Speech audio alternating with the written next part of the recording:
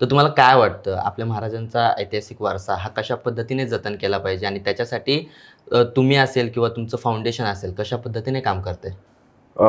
गड संवर्धन म्हणलं तर गड म्हणलं तर फक्त दगड नाही किंवा किल्ला नाही, ते आपली संस्कृती आहे, ती कुठेतरी आपल्याला जपायला पाहिजे. आणि संवर्धन म्हणजे फक्त गडांची पुनर्विकासन असं करणं नाही, तर खरं तर ती संस्कृती जपली पाहिजे आपण. किल्ला ही केवळ ऐतिहासिक वास्तू नव्हे, तर आपली आत्मसन्मान आणि आपली ओळख आहे, ती खरं तर आपण जपायला पाहिजे.